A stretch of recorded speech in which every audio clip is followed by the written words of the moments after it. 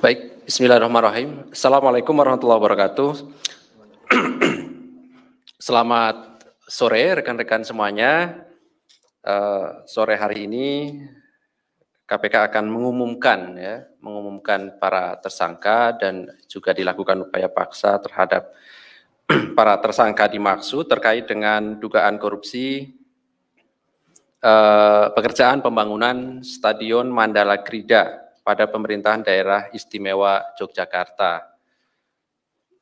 Memang ini sebelumnya kami juga sudah sampaikan ya pada teman-teman semuanya bahwa KPK sedang melakukan kegiatan proses penyidikan terkait dengan pengadaan barang dan jasa ini, dan pada waktunya nanti pasti kami akan sampaikan secara utuh dan lengkap konstruksi perkara dan siapa yang kemudian ditemukan sebagai tersangka dalam penyidikan dimaksud.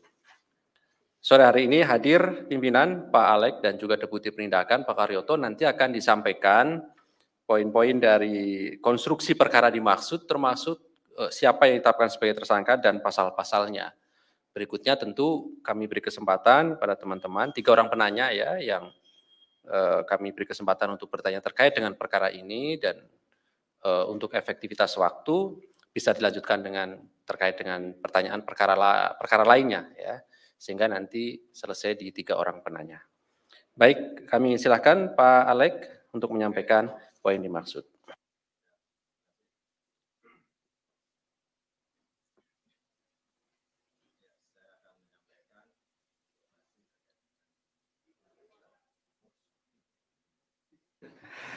Ya, terima kasih. Selamat sore.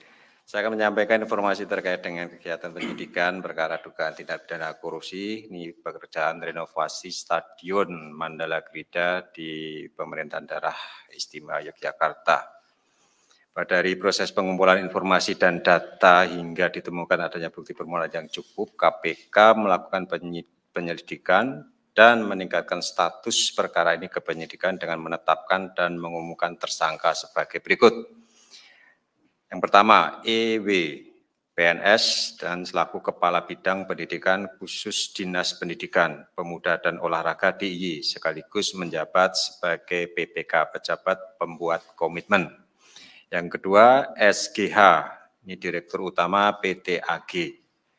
Dan ketiga, HS, ini Direktur Utama PT PNN, dan Direktur PT DMI. Untuk kepentingan penyidikan, hari ini dilakukan upaya paksa penahanan oleh tim penyidik masing-masing untuk selama 20 hari pertama terhitung hari ini tanggal 21 Juli 2022 sampai dengan 9 September 2022 sebagai berikut. 21 Juli. Ya. Yang pertama EW, ini ditahan di rutan KPK pada Kaflin C1 Gedung ACLC. Dan kedua SGH ditahan di rutan KPK pada Pomdam Jaya Guntur. Untuk tersangka HS, KPK mengimbau untuk kooperatif hadir pada pemanggilan berikutnya yang akan segera dikirimkan oleh tim penyidik. Adapun konstruksi perkaranya diduga telah terjadi sebagai berikut. Pada tahun 2012, Balai Pemuda dan Olahraga di Dinas Pendidikan Pemuda dan Olahraga Provinsi DIY mengusulkan adanya renovasi Stadion Mandala Krida, dan usulan tersebut kemudian disetujui, serta anggarannya dimasukkan dalam alokasi anggaran BPO untuk program peningkatan sarana dan prasarana olahraga.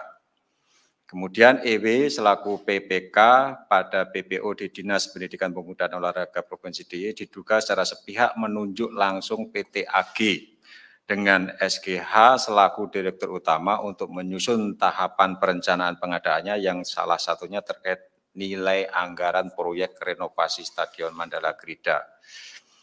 Dari hasil penyusunan anggaran di tahap perencanaan yang disusun SGH tersebut, dibutuhkan anggaran senilai 135 miliar untuk masa 5 tahun, berarti proyek multi-years, dan diduga ada beberapa nilai item pekerjaan yang nilainya di markup. Dan hal ini langsung disetujui EW tanpa melakukan kajian terlebih dahulu.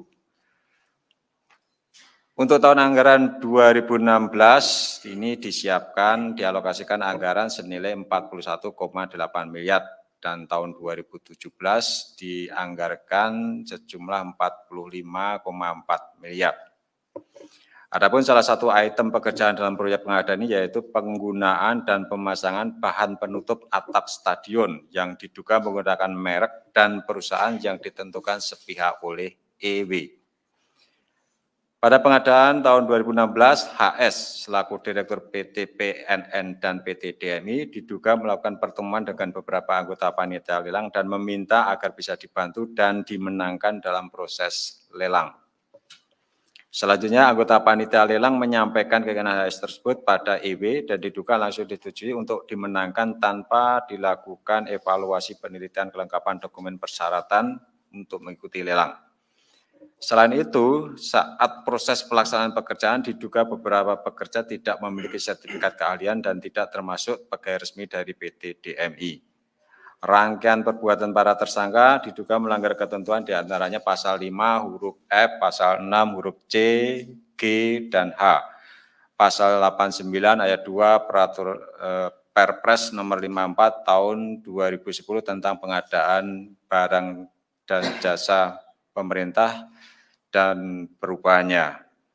Akibat dari perbuatan para tersangka tersebut diduga mengakibatkan kerugian keuangan negara sejumlah 31,7 miliar rupiah. Atas perbuatannya, para tersangka disangkakan melanggar pasal 2 ayat 1 atau pasal 3 Undang-Undang Nomor 31 Tahun 99 tentang pemberantasan tindak pidana korupsi sebagaimana telah diubah dengan Undang-Undang Nomor 20 Tahun 2001 tentang perubahan atas Undang-Undang Nomor 31 Tahun 99 tentang pemberantasan tindak pidana korupsi junto pasal 55 ayat 1 ke 1 KUHP. Demikian saya sampaikan dan sekali lagi ini pengadaan barang dan jasa masih menjadi titik rawan dari perkara korupsi. Dan ya rasa-rasanya kalau di daerah itu 90% lebih perkara korupsi itu menyangkut pengadaan barang dan jasa. Artinya apa? Ini barang dan jasa ini masih menjadi sektor yang paling sering disalahgunakan oleh para pejabat atau penyelenggara negara untuk mencari keuntungan baik untuk dirinya sendiri maupun orang lain. Saya kira itu dan ini menjadi perhatian kami di KPK untuk bagaimana supaya sistem atau tata kelola khususnya terkait dengan pengadaan barang dan jasa itu bisa diperbaiki sehingga bisa menutup titik-titik rawan atau peluang terjadinya tindak pidana korupsi. Utamanya terkait dengan proses lelang, ya itu sering hanya sekedar formalitas karena sebelum lelang pun sering pemenangnya itu sudah diketahui atau ditentukan di depan. Saya kira itu, Alif. Ya. Baik, terima kasih Pak AM yang telah membacakan poin-poin perkembangan dari kegiatan penyidikan dimaksud yang pada pokoknya telah diumumkan 3 orang sebagai tersangka dan 2 orang saat ini dilakukan penahanan sampai nanti tanggal 9 Agustus 2022. 1 orang segera kami nanti akan dilakukan pemanggilan ulang dan kami juga berharap yang bersangkutan bisa hadir kooperatif memenuhi panggilan tim penyidik KPK. Baik, silakan 3 orang penanya, kami silakan 1 di belakang, 2 di tengah, 1, 3. Oke, silakan sebutkan nama dan dari mana. Ya, saya Chandra dari Medcom.id.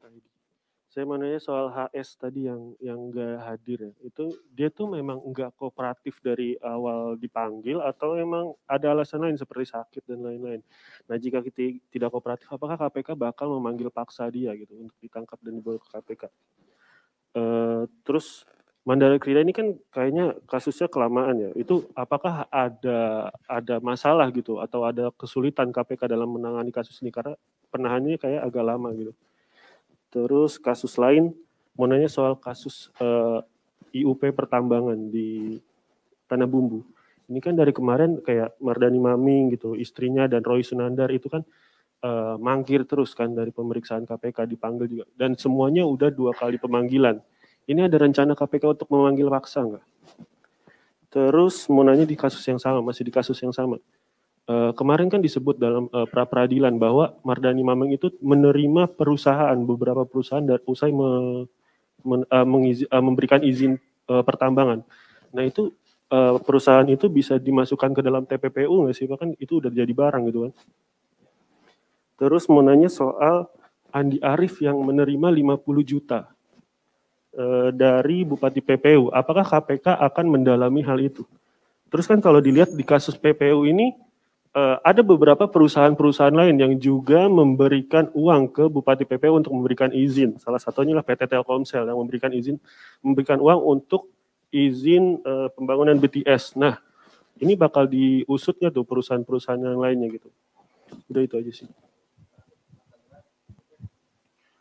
Setio Aji dari Bisnis Indonesia. Mau tanya soal kasus lain boleh ya? Kasus ini, Pali, kasus Sumarekon kemarin kan saya lihat di di SIP PPN Jaksel itu ada direktur utama JOP Java Orient Property kan mengajukan pra peradilan Dadan Kartika kalau nggak salah. Nah itu statusnya berarti apakah sudah ditetapkan sebagai tersangka makanya yang bersangkutan mengajukan pra peradilan? Terus juga soal soal Bupati PPU juga masih kan ini aliran duit suapnya untuk ke Bupati PPU ini kan mengalir ke ke Demokrat yang katanya untuk dana Covid. Apakah itu akan didalami, lalu dari pemberi suapnya sendiri perusahaan-perusahaannya misalnya seperti kemarin kan sempat ada direktur utama Telkomsel kalau nggak salah yang dipanggil, apakah akan dipanggil lagi gitu terkait dengan perkara ini? Dan ada lagi juga tadi gugatan pra peradilan dari Bupati Mimika kalau nggak salah, Etinus Omaleng kalau nggak salah namanya. Itu kaitannya kayaknya dengan kasus gereja King Mile ya. Nah itu apakah yang bersangkutan juga statusnya sudah tersangka dan apakah kemudian akan segera ditahan yang mengajukan pra peradilan ini? Terima kasih sebelumnya. Mas Caci, terakhir belakang ya. Selamat sore, saya Jamal dari Ermol ID. Yang pertama tadi mirip sama kayak Chandra. Apakah saksi-saksi ini mangkir ada yang mengarahkan Pak? Misalkan ada mengarahkan agar tidak hadir gitu Pak dari pihak lain. Dan apakah pihak-pihak itu akan dijerat pasal menghalangi penyidikan Pak? Lalu yang kedua terkait kasus baru pengembangan dari mantan Gubernur Sulsel. Itu hingga saat ini sudah ada berapa tersangka Pak yang sudah ditetapkan Pak? Lalu apakah benar kasus ini mirip seperti kasus Bupati Bogor Ade Yasin terkait audit dari BPK? Terima kasih.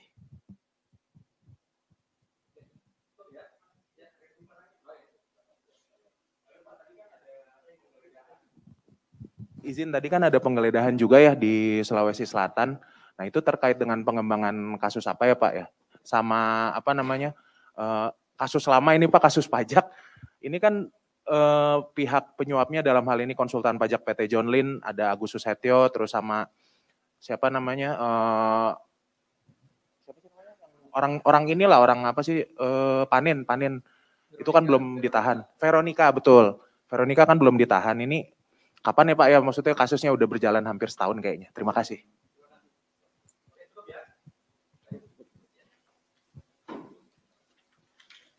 HS sejak kapan tidak kooperatif? Ya rasanya dulu pernah dilakukan pemanggilan pada saat jadi saksi-saksi datang yang bersangkutan, tapi begitu dipanggil jadi sebagai tersangka tidak kooperatif, tentu ada upaya-upaya yang harus kami lakukan kan seperti itu sesuai dengan ketentuan di KUHP saja ya, 2 kali dipanggil dan itu penyidik mempunyai kewenangan untuk menghadirkan yang bersangkutan, dijemput dihadirkan yang bersangkutan, dan itu nanti tentu akan ditempuh oleh penyidik kan. Jadi sesuai dengan KUHP saja ya kan.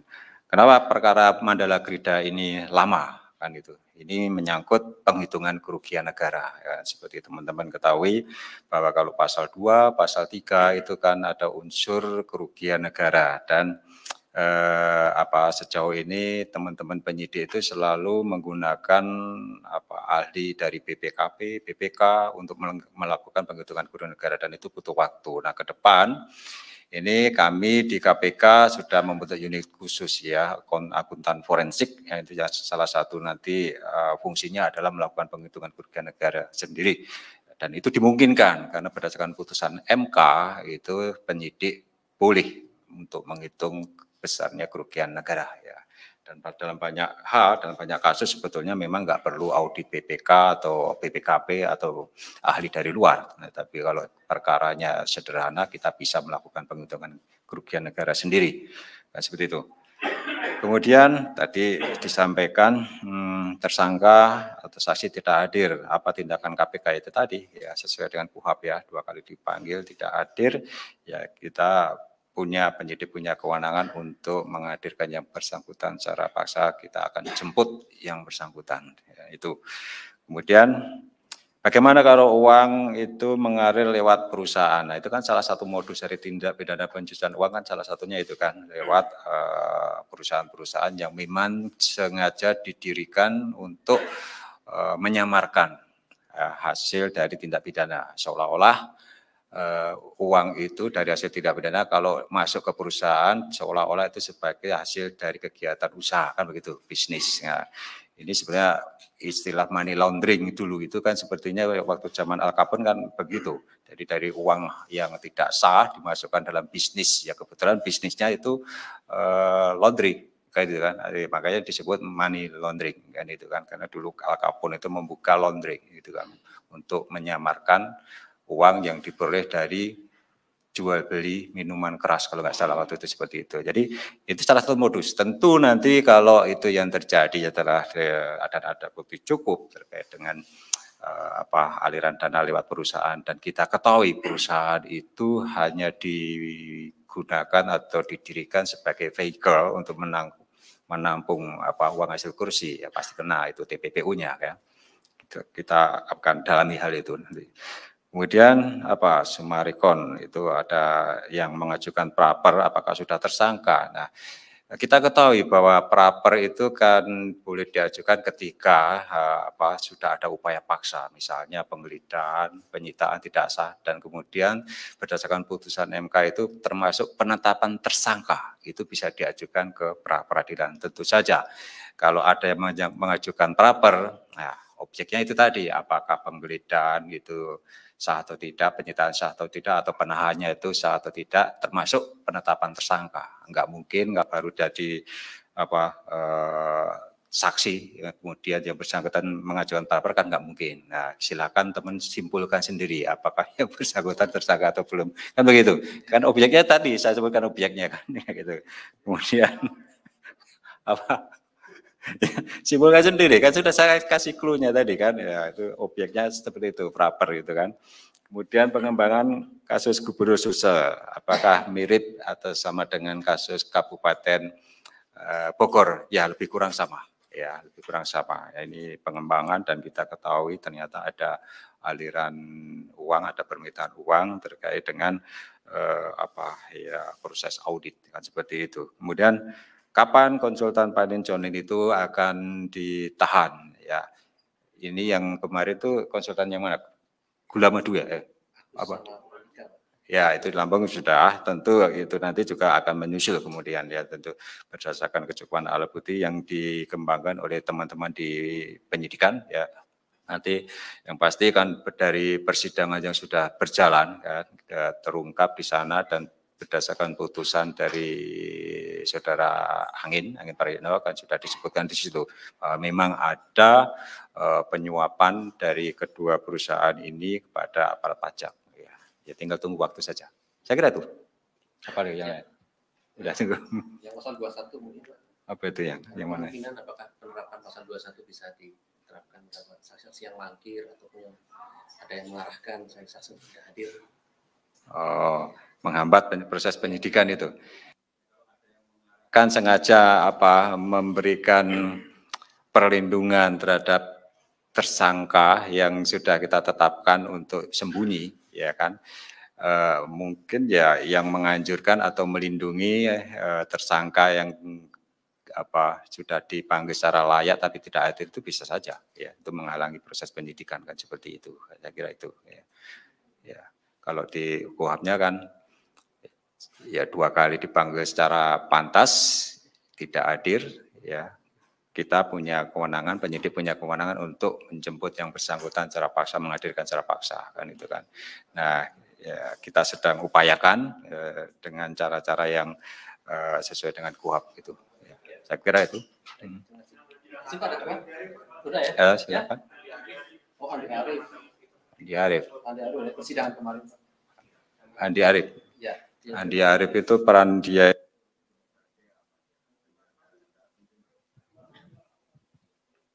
menerima uang 50 juta Pak dari bupati bukan penyelenggara negara. Itu dia. Dia itu apa, pengurus parpol.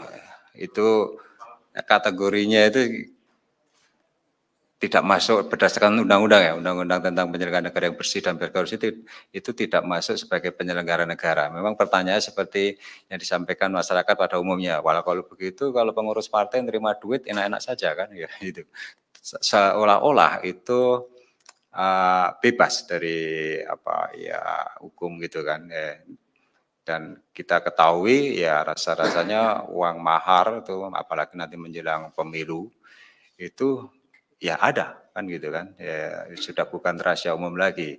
Nah, apa tindakan yang kita lakukan untuk mencegah supaya tidak terjadi uang mahar tadi? Kalau ternyata dari pihak yang menerima duit ya tadi dari pengurus partai politik itu tidak ada tindakan dari aparat penegak hukum. Jadi seolah-olah boleh-boleh saja kan seperti itu. Nah, mestinya sih ada perluasan pengertian penyelenggara negara kan, ya kalau dari kami mesti perluasan. Karena apa? Karena kita melihat fungsi dan peran partai politik itu kan sangat strategis. Mereka nanti yang akan menentukan siapa yang menjadi wakil rakyat, siapa yang nanti yang menjadi kepala daerah, bahkan siapa nanti yang menjadi kepala negara atau presiden pilihan partai, kan begitu. Jadi sebetulnya sangat strategis itu. Para pengurus partai itu mereka punya kewenangan untuk menentukan pejabat-pejabat publik. Tetapi di dalam undang-undang mereka tidak masuk sebagai unsur penyelenggara negara. Nah ini kalau ada ahli mungkin perlu dikaji dari ahli tata negara atau ahli administrasi negara. Apakah bisa itu pengurus partai itu dimasukkan sebagai penyelenggara negara. Sehingga ketika yang bersangkutan itu menerima sesuatu terkait dengan penentuan jabatan publik, nah itu kena juga, ya, seperti itu. Atau misalnya bisa saja nanti kalau misalnya itu terkait dengan pencucian uang misalnya, tapi kan harus kita dalami, dalami apa modusnya, apa alat buktinya, apakah itu termasuk bagian dari pencucian uang yang dilakukan oleh penyelenggara negara untuk menyembunyikan asal-usulnya itu. Nah itu kita dalami lagi. Saya kira itu, jadi masih sementara masih apa keterangan di pengadilan ya, di persidangan. Oke. Dan diakui oleh yang bersangkutan. Iya. Oh.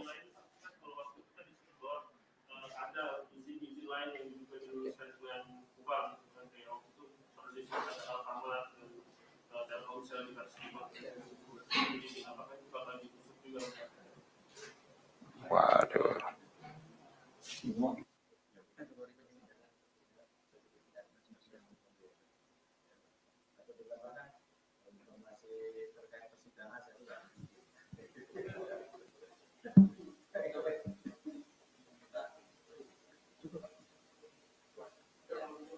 Cukup ya, saya kira cukup ya teman-teman semuanya ya. Jadi kita akhiri, terima kasih Pak Alek, Pak Karyoto yang hadir pada sore ini dan rekan-rekan semuanya. Kami akhiri, Assalamualaikum warahmatullahi wabarakatuh.